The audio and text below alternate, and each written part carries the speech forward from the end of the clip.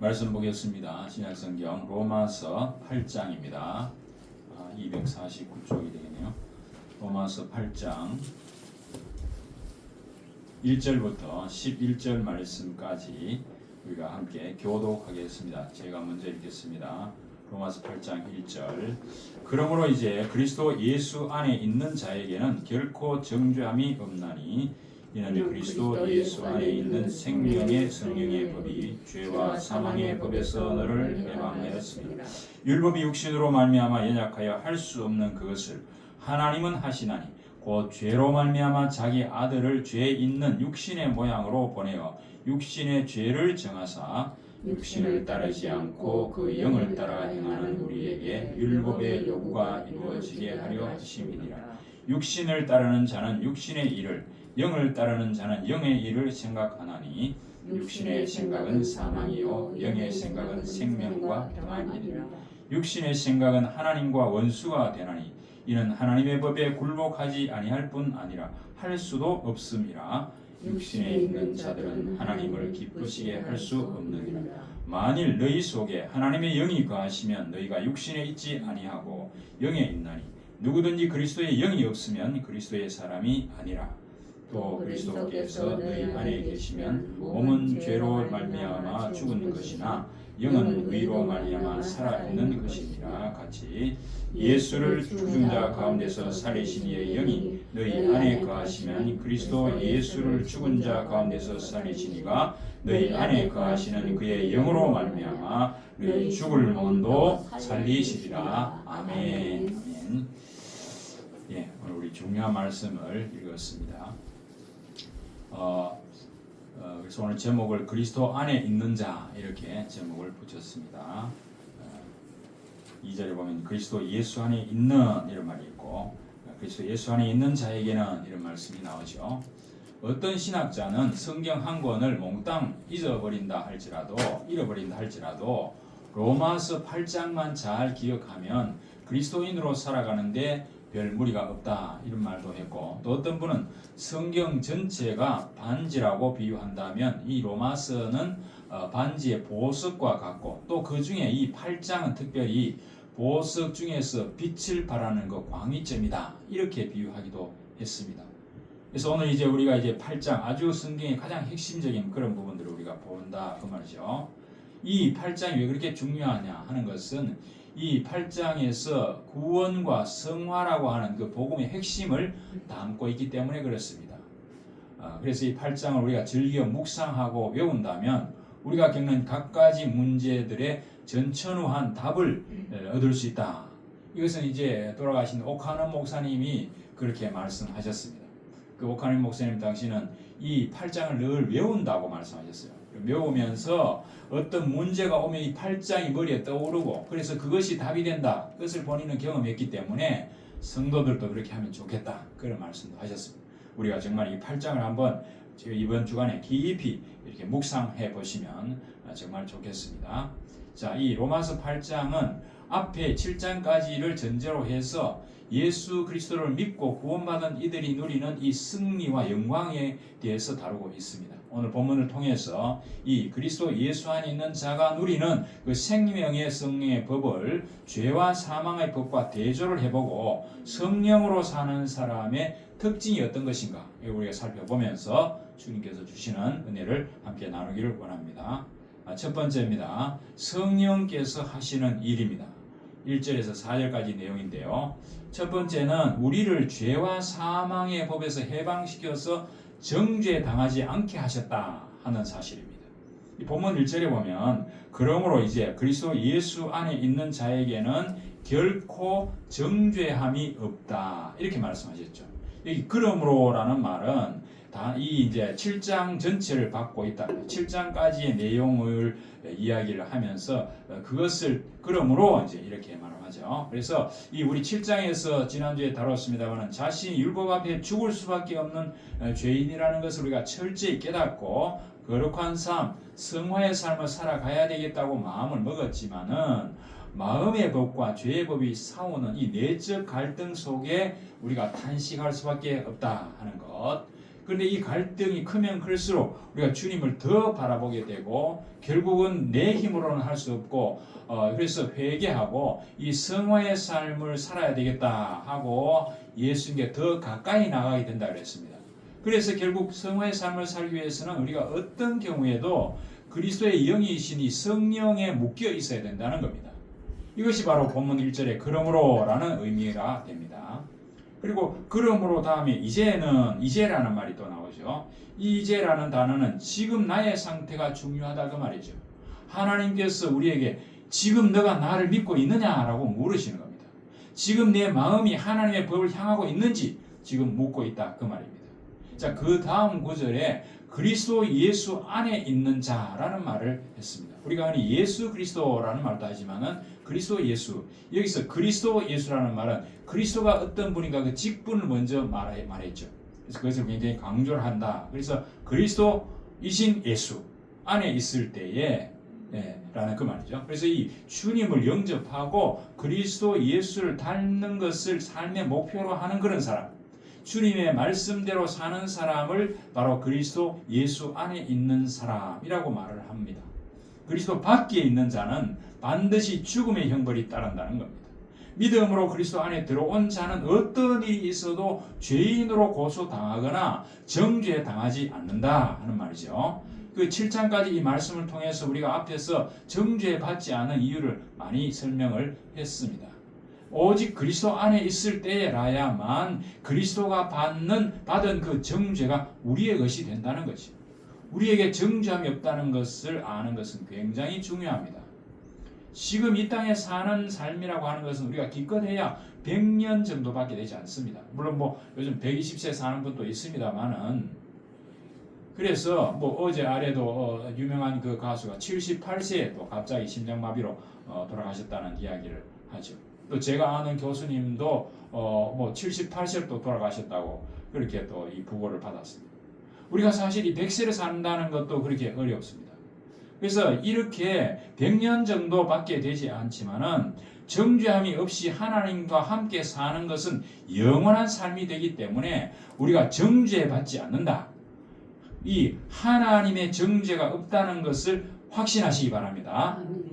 그러므로 우리가 이 8장 1절에 이것은 로마서 1장에서 7장까지 다뤘던 그 내용에 대한 아주 위대한 결론이다.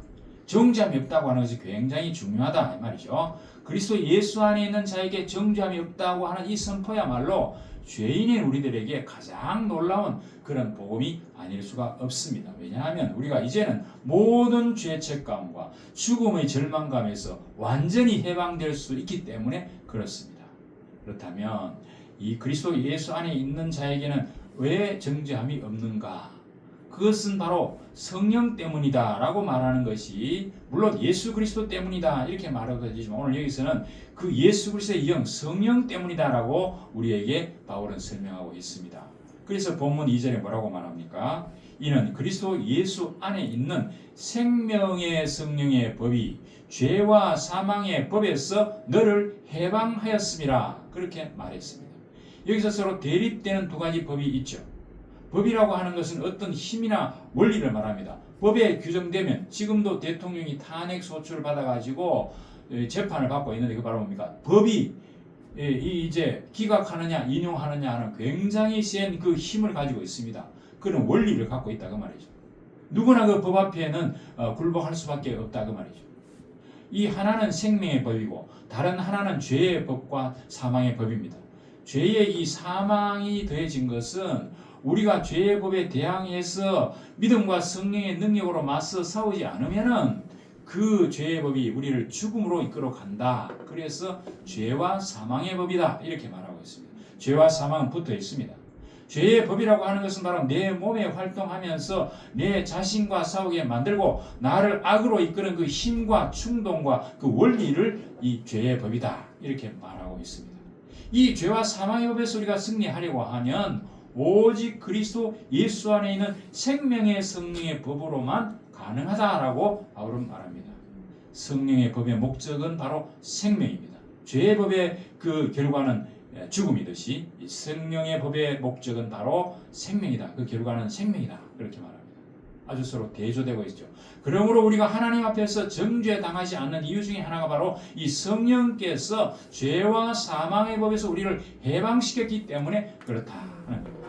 이처럼 우리가 본문 1, 2절은 믿음으로 그리스도와 연합하면은 그분의 용서와 의가 우리의 것이 되어가지고 정죄받지 않게 되고 죄를 이기는 그분의 힘과 권세가 바로 우리의 것이 되어가지고 죄와 사망의 법을 이길 수 있게 된다 하는 것을 설명하고 있습니다. 즉 우리가 그리스도 예수 안에 있으면 죄를 용서받을 뿐만 아니라 그래서 구원받을 뿐만 아니라 죄를 이길 힘까지 얻게 된다 그 말이죠.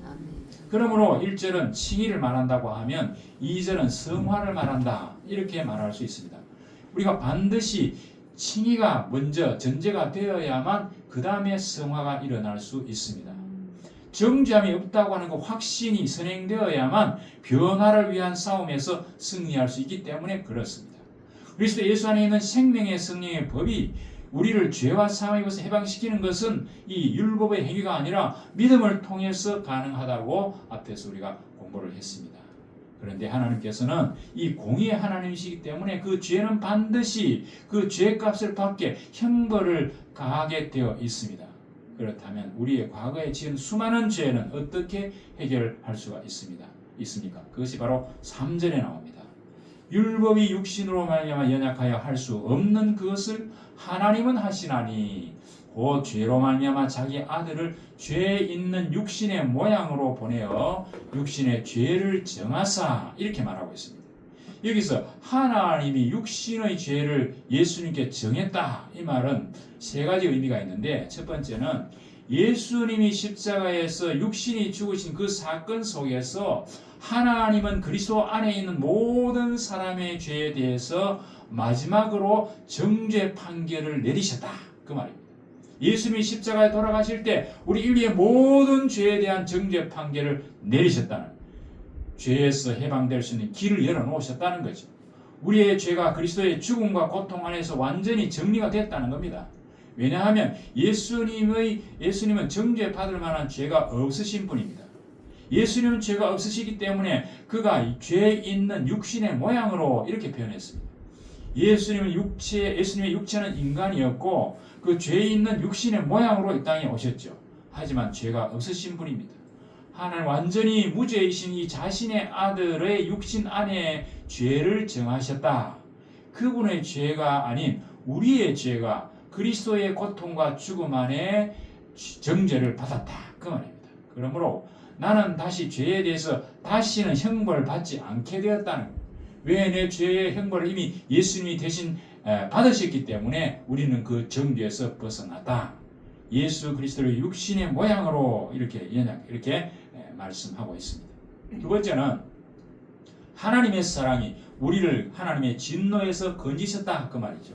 하나님께서 예수님을 하나님과 인간 사이에 세우셔가지고 하나님의 아들에게 죄 있는 육신의 모양을 입게 하시고 우리 죄에 대한 정죄와 형벌로서 그 아들에게 진노를 쏟아부으시고 그 하나님의 진노에서 우리를 건져내셨다. 그러므로 우리는 하나님의 놀라운 사랑을 깨닫게 됩니다.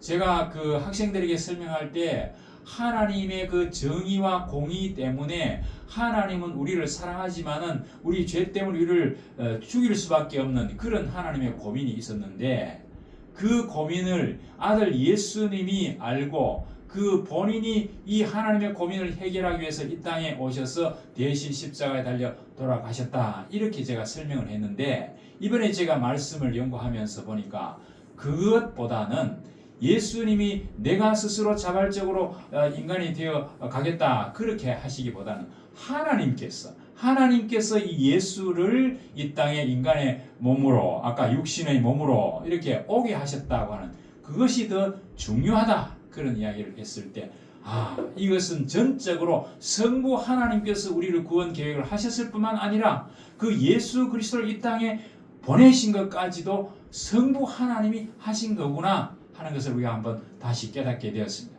그래서 이 하나님의 놀라운 사랑에 제가 다시 한번 감사했습니다. 세 번째로 하나님이 그 아들의 육신의 죄를 정하셨다는 것은 기독교 복음이 타 종교와 달리 어떤 포용성이 아니고 배타성, 유일성을 가지고 있다는 뜻이 됩니다. 이 포용성이라고 하는 것은 모든 종교가 다 하나님께로 가는 길이다 라고 지금 WCC 세계교회 협의를 통해서 그런 이야기를 하고 있죠. 그러나 이 기독교는 오직 예수 그리스도만이 하나님께로 가는 유일한 길이다라고 선포하셨습니다. 예수님이 직접 내가 곧 길이요 진리요 생명이니 나로 말미암지 않고는 아버지께로 올 자가 없다라고 선포를 하셨는데, 그렇게 말씀하신 분은 인류에 아무도 없이 예수님 혼자였다고 하는 걸 우리가 알고 있습니다. 참되고 유일하신 이 하나님은 그의 외아들 예수님을 이 땅에 보내셔서 우리 죄인들을 구원하시기 위해서 그의 육신에 죄를 정하시고 판결을 내리고 형벌을 받게 하고 실제로 형을 집행했습니다. 이것이 타 종교에서는 찾아볼 수 없는 유일한 복음입니다. 만약 그리스도께서 당신의 몸을 찢어서 십자가에서 죽으심으로 우리가 치러야 할 그 죄값을 대신 치러주시지 않았다면 우리는 죄의 법이 하는 그 고발을 막을 길이 없습니다. 사탄은 지속적으로 그 죄에 대해서 공격하면서 우리를 계속 고소할 겁니다. 그러나 하나님의 아들 예수님께서 우리 대신 그 벌을 받으셨기 때문에 결코 사망의 법이 우리를 고소하거나 정죄할 수 없다는 사실입니다. 할렐루야. 두 번째는 거룩한 성화의 삶을 살게 하신다는 것인데 4절에 나옵니다. 이 육신을 따르지 않고 그 영을 따라 행하는 우리에게 율법의 요구가 이루어지게 하려 하심이니라, 그렇게 말했습니다. 율법의 요구를 이룬다는 것은 예수님의 그 사랑을 실천하는 것, 율법은 사랑을 말하기 때문에 그것은 우리 자신의 힘이 아니고 성령의 임재와 능력에 의해서 이것이 가능합니다. 믿음으로 성령을 통해서 다른 사람을 사랑함으로써 그 율법의 모든 요구를 이루는 것은 우리 현재 살아가는 삶에서는 완전하게 할 수는 없지만은 내가 죽거나 그리스도가 다시 오실 때에 완벽해질 것이고, 그렇게 되면 나는 영원히 완전한 주님의 사랑 안에서 살게 될 것입니다.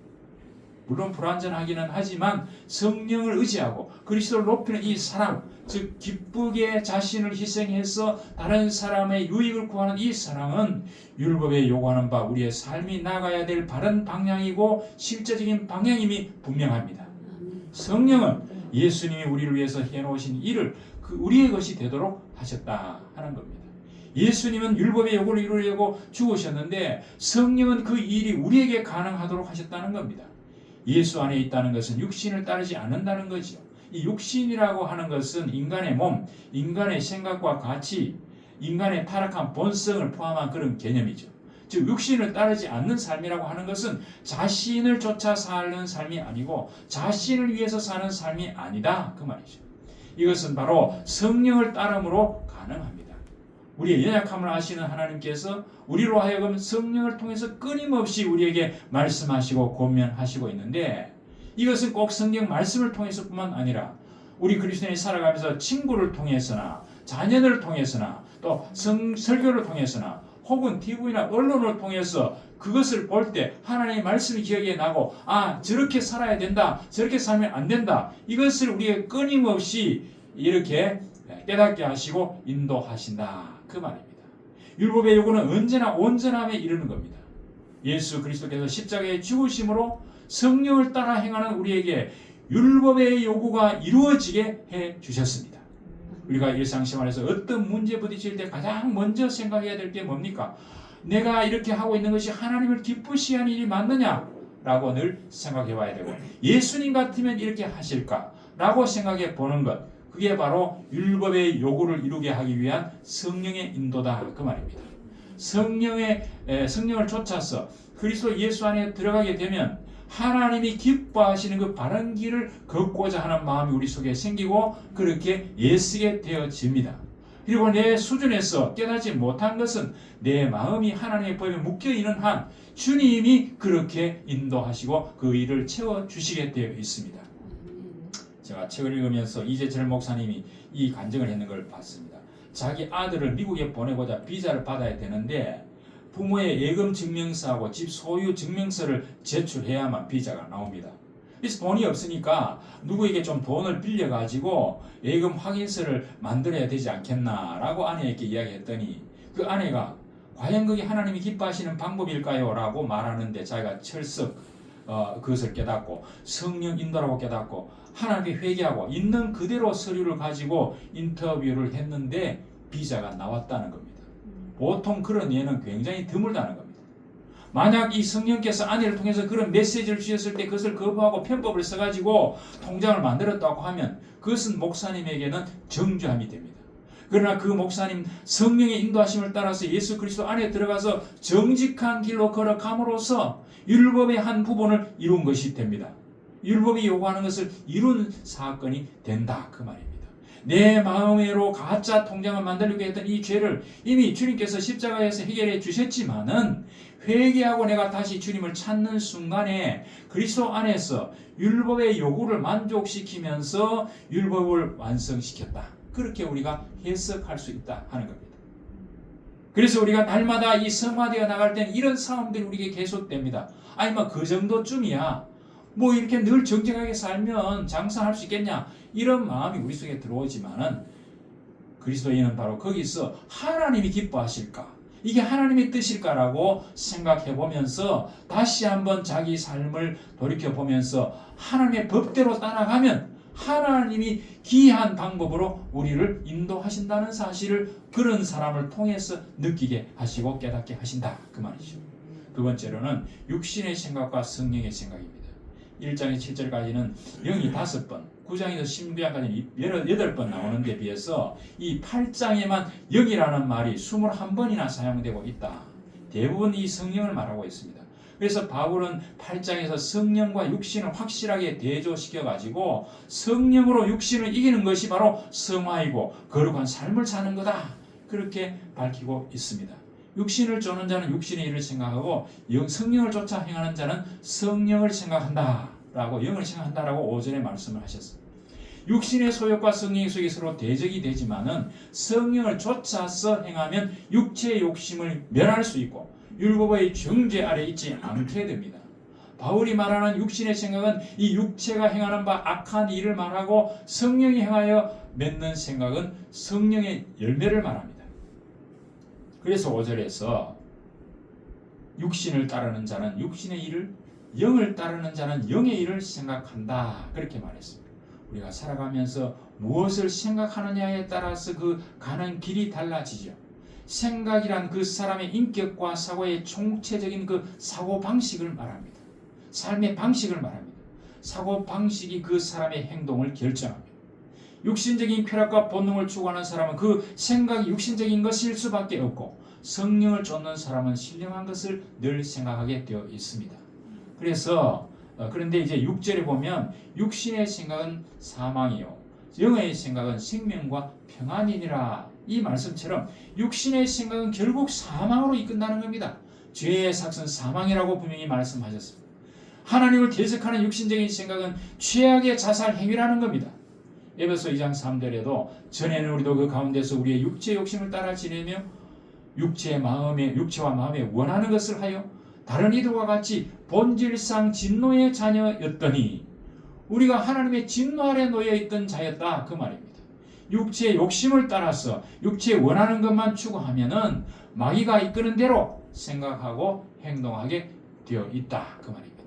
예를 들면 이번 주 지난주 TV 보니까 이 30대 청년이 그것도 목사라고 사칭을 해가지고 목사방이라고 하는 텔레그램 방을 만들어가지고 그 밑에 전도사, 집사라고 하는 이 하부 조직까지 만들어서 여학생을 포함해서 여성 230여 명을 유인해가지고 그 신상 정보를 모두 확보해가지고 성폭행하기도 하고 성착취하기도 하고 신고를 하면 죽이겠다고 협박을 하다가 경찰에게 잡힌 사건이 보도가 되었습니다. 그 얼굴이 또 공개가 되었습니다. 이외에도 20대 군인이 나와가지고 여자 화장실에 들어가서 흉기로 위협하고 성폭행을 하려다가 잡힌 그 사건도 보도가 되었습니다. 대중 매체를 통해서 보던 이 대부분의 내용이 이처럼 육체의 욕망에 사로잡혀서 이 육체의 소욕에 사로잡혀서 범죄를 저지르는 것이 이 대중 매체를 통해서 계속 보도가 되고 있습니다. 얼마나 끔찍한 일들입니까? 이 마귀가 아니면 그런 짓을 할 수가 없다는 생각이 듭니다. 그러나 영의 생각을 추구하는 사람은 성령의 법에 매여 있기 때문에 그 결과는 생명과 평안을 주신다. 영원한 생명과 평안은 같은 뜻입니다. 마음의 평안은 우리가 얼마만큼 성령을 따라서 생각하고 행동하느냐, 얼마만큼 하나님이 기쁘시게 하려고 하느냐에 따라서 우리 마음의 평안이 좌우된다 그 말이죠. 유한한 인간의 생명 속에는 근심과 불안이 늘 있지만은 영원한 생명을 소유한 자에게는 늘 평안이 옵니다. 성령은 우리가 하나님의 마음이 일치되는 생각만 하도록 하고 하나님을 기쁘시게 하는 생각만 하기에 우리를 이끄십니다. 성령의 사람은 자기 자신의 생각이 없고 오직 그리스도가 생각하는 그것이 전부가 됩니다.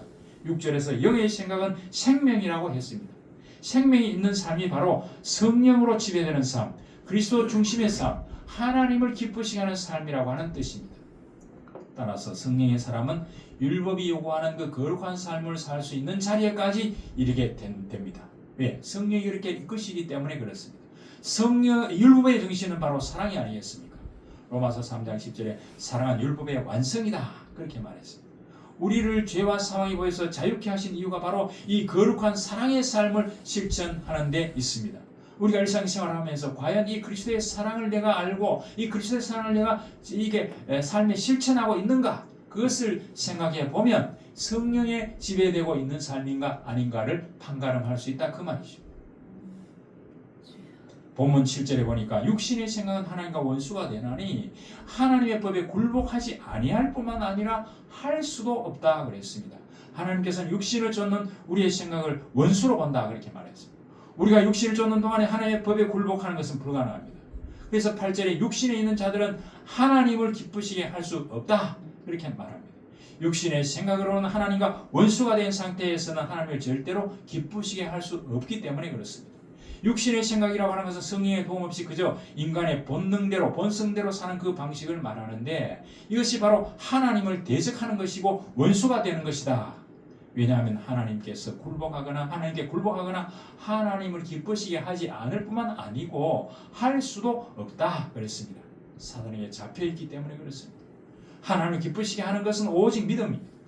바로 믿음이라고 하는 것은 하나님 앞에서 내가 가진 수단이나 방법 이 모든 무기를 내려놓고 항복하는 것이 사실은 믿음이다. 그리고 철저하게 하나님의 뜻을 쫓아 나가기로 결단하고 순종하는 것이 바로 믿음이다. 그렇게 말할 수 있습니다. 세 번째는 성령으로 사는 사람의 특징을 9절에서 11절까지 말씀하고 있습니다. 첫 번째는 성령이 그 속에 거한다, 내주한다 그 말입니다. 9절에 보니까 만일 너희 속에 하나님의 영이 거하시면 이 말이 나오죠. 이 거한다는 단어는 집이라고 하는 뜻인데 이 말은 하나님의 영이신 이 성령이 그냥 잠깐 우리 속에 들렸다가 가는 게 아니고 우리 성령이 집이기 때문에 우리 몸이 거기에 터를 잡고 사신다, 거주한다 그 뜻입니다. 그만큼 이 성령이 우리 속에 오셔가지고 친밀함과 영향력이 크다 하는 것을 이 거한다는 말로 표현하고 있는데 예수님께서는 성령으로 세상 끝날까지 우리가 항상 함께 하시겠다고 약속하셨고 그 말씀대로 우리가 예수를 영접할 때 우리 속에 성령으로 오셔서 거처를 정하시고 항상 우리와 함께 하심을 믿으시기 바랍니다. 예, 두 번째는 성령의 영향력 안에 있다는 겁니다. 9절에 너희가 영에 있다 이 말이 나오죠. 영에 있다. 이 영에 있다 이 말은 영의 영향력, 영의 능력 아래 있다 그 말입니다. 이 영에 있다고 하는 것은 육신의 지배, 어둠의 세력을 무너뜨리고 우리의 삶을 성령이 통치하게 한다 그 말입니다. 이로써 우리가 그리스도를 섬길 수 있게 만드는 모든 내적 변화가 우리 속에 성령이 있기 때문에 가능해집니다.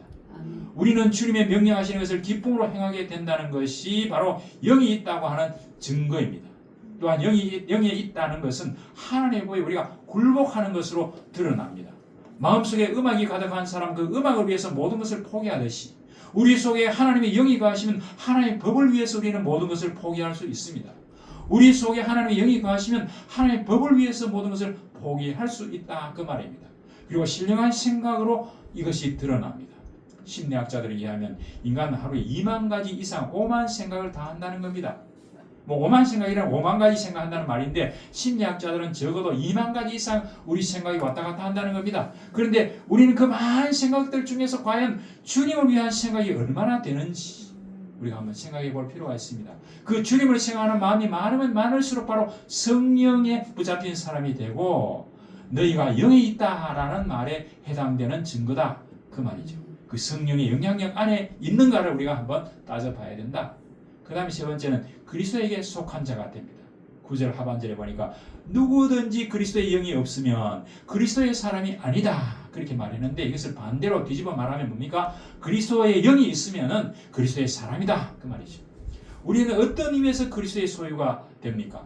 바울은 그리스도가 우리를 자신의 것으로 만드는 소유하는 방법은 바로 우리를 핏값으로 사셨다는 것과, 그 핏값으로 사시기 때문에 우리는 우리의 소유가 아니고 예수님의 소유라는 거죠. 그리고 그 우리 속에 들어와 거하신다고 하는 것, 이 두 가지가 바로 우리가 그리스도에게 속한 증거다 그렇게 말합니다. 고린도전서 그래서 6장 19장 20절에 뭐라고 말합니까? 너희 몸은 너희가 하나님께로부터 받은 바 너희 가운데 계신 성령의 전인 줄 알지 못하느냐? 너희는 너희 자신의 것이 아니라 값으로 산 것이 되었으니 그런즉 너희 몸으로 하나님께 영광을 돌리라. 그렇게 분명히 말씀했습니다. 바울은 바로 우리가 우리의 것이 아니라는 겁니다. 예수님이 십자가에 죽을 때 우리를 그 피값으로 사셨다는 겁니다.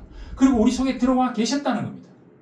바로 이것이 우리가 그리스도인이라는 증거죠. 그리고 네 번째는 그리스도의 의와 임재로 인해서 그 영이 살아있다.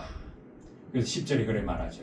영은 의로 말미암아 살아있는 것이니라. 우리 몸은 유한하고 죽음의 운명에 처해 있지만은 우리의 영은 다르다. 십자가에서 담보된 그 의의 선물로 인해서 우리는 생명을 얻었고 영원한 생명을 얻었지요. 우리 안에 거하시는 그리스도의 임재는 그 생명을 지금부터 영원토록 경험하게 하신다는 겁니다. 그 의는 지금 우리의 것이고 그리스도는 지금 우리와 함께 계시기 때문에 그 생명은 바로 지금 우리의 것이고 영원한 생명이 우리 속에 있다 그 말입니다. 마지막으로 죽을 몸도 영화로운 몸으로 부활시킨다 하는 말이 마지막 11절에 나오죠. 예수를 죽은 자 가운데서 살리신 이의 영이 바로 성령이 너희 안에 계시며 거하시면 그리스도 예수를 죽은 자 가운데서 살리신 그 하나님이 너희 안에 거하시는 그의 영으로 말미암아 그 성령으로 말미암아 너희 죽을 몸도 살리신다 그렇게 했습니다. 이 죽을 몸이라고 하는 것 바로 이게 지금 살아있는 우리의 몸을 말합니다. 그리스도의 영이 우리 안에 계시기 때문에 우리의 부활은 그리스도의 부활만큼 확실합니다. 하나님께서 우리의 몸을 그저 임시로 쓰고 폐기하기 위해서 창조하시지 않았다는 겁니다. 비록 우리가 죽어서 나중에 흙에 묻히기는 하지만 예수님이 3일 만에 그 자신의 몸된 성전을 다시 일으켜 세워서 영화로운 몸이 된 것처럼 그분은 우리를 일으켜 세우실 것이고 우리 안에서 영원히 사실 것입니다. 하나님은 그분의 영광을 위해서 마지막 날 또는 우리가 죽을 때 우리의 몸을 영화롭게 변화시킵니다. 하나님이 그분의 영광을 위해서 마지막 날 우리의 몸을 영원하게 반드시 예수님처럼 변화시킬 거라는 겁니다. 하나님 그분의 영광을 위해서 성도들에게 죽음은 인생의 끝이 아니고 영생으로 들어가는 또 다른 시작에 불과하다 하는 겁니다. 이 리빙스턴이 그런 말을 했습니다. 아프리카에서 선교를 할 때 사자의 공격을 받아가지고 죽음 위협에 처해 있었는데 마침 그 조수가 도와가지고 구사일생으로 살아났는데 그때 리빙스턴이 이런 말을 했다고 합니다. 오늘 하나님께서 나를 그 좋은 천국으로 불러주시지 않는 것은 내가 게을러서 이 땅에서 해야 할 일을 마무리하지 못했기 때문이구나. 오히려 그 살아난 것을 기뻐해야 될 것인데 죽지 못해서 내가 살아났다 이렇게 반응을 했다는 겁니다. 이처럼 이 리빙스턴은 천국 소망이 가득했기 때문에 죽음도 두려워하지 않고 그 아프리카에서 선교를 할 수 있었다 그랬습니다. 우리도 정말 이 천국에 대한 소망이 이처럼 우리에게 있습니까? 우리의 죽을 몸도 살리시리라고 하는 이 하나님의 말씀을 믿고 있습니까? 이것을 우리가 한번 따져봐야 된다 그 말입니다. 말씀을 정리하겠습니다. 로마서가 성경의 보석이라면 이 8장은 보석 중에 가장 빛나는 곳이라고 했습니다. 왜냐하면 구원과 성화에 관한 복음의 핵심을 설명하고 있기 때문에 그렇습니다. 우리를 구원하시는 일에 삼위일체 하나님께서 얼마나 서로 긴밀하게 협력하셨는지 깨닫고 우리가 찬양해야 하겠습니다. 성부 하나님께서 우리의 구원을 계획하시고 성자이시는 그 구원을 십자가에서 성취하셨고 성령 하나님 그것을 우리 삶에 적용시켜서 이 사랑을 실천하게 하셨다는 사실입니다. 성령께서는 우리 죄와 사망의 법에서 해방시켜서 정죄 당하지 않게 하시고 거룩한 성화의 삶을 살게 하십니다. 육신을 따르는 자는 육신의 일을 생각함으로 사망을 가져오고 하나님과 원수가 되지만 성령을 따르는 자는 영의 일을 생각하고 생명과 평안을 누리고 하나님을 기쁘시게 한다 하는 사실입니다. 성령으로 사는 사람은 그 안에 성령이 거하기 때문에 그 영향력 안에서 성령께 굴복하게 되어 있습니다. 그리고 그는 그리스도께 속해서 그 영이 살아있고 마침내 죽을 몸도 영화로운 몸으로 부활해서 영원한 천국의 영생 복락을 누리는 놀라운 소망을 가지고 있다는 사실입니다. 그러므로 오늘 우리 삶 속에서 지금도 함께 계시고 역사하시는 이 성령님께 우리가 순종합시다. 그리스도 예수 안에서 정죄함이 없고 거룩한 성화의 삶을 살아가도록 인도하시는 이 하나님의 사랑과 그 은혜와 영광을 찬양합시다. 저와 여러분 모두 이 성령의 은혜와 복을 날마다 누리면서 하나님께 영광 돌리시기를 주님 이름으로 축복합니다. 아버지 하나님 감사합니다. 오늘 로마서 8장을 통해서